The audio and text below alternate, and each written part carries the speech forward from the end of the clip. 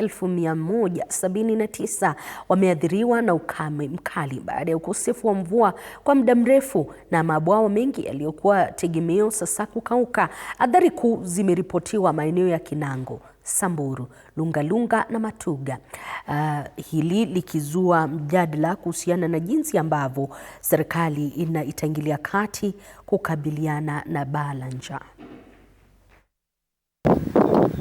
Katika kaunti ya Kwale, uhame uliokithiri muda mrefu umeacha athari nzito. Zaidi ya wakazi 1179 wakikabiliwa na uhaba mkali wa maji na chakula.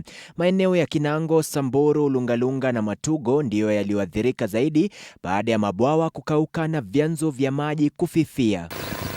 Asubuhi na mapema, foleni ndefu hujipanga kando ya visima vichache vilivyosalia, wengi wakilazimika kutembea umbali mrefu wakibeba mitungi, huku mifugo ikidhoofika na bei ya vyakula ikipanda.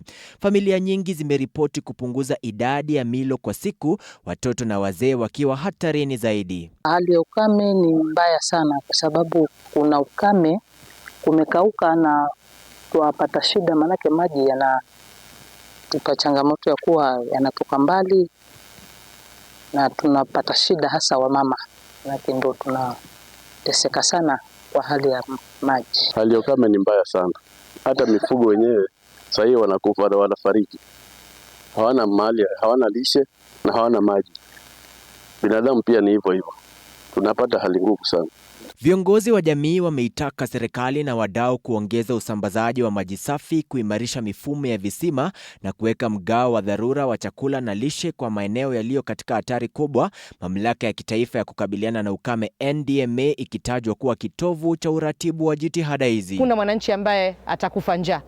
Tunahakikisha kila sehemu, kila kitu ambacho kinaweza kutolewa ili mwananchi aweze kupata chakula. Kwa hivyo Red Cross kunayo chakula ambao wataleta kwa wananchi, na pia World Vision kunayo pesa ambayo watapeana pia kwa wananchi. Kwa sasa matumaini ya wakazi yapo katika kasi ya utekelezaji. Msaada ufike kwa wakati, kwa uwazi na kwa walioko pembezoni kwanza. Munene John nikiripotia TV47 Nairobi.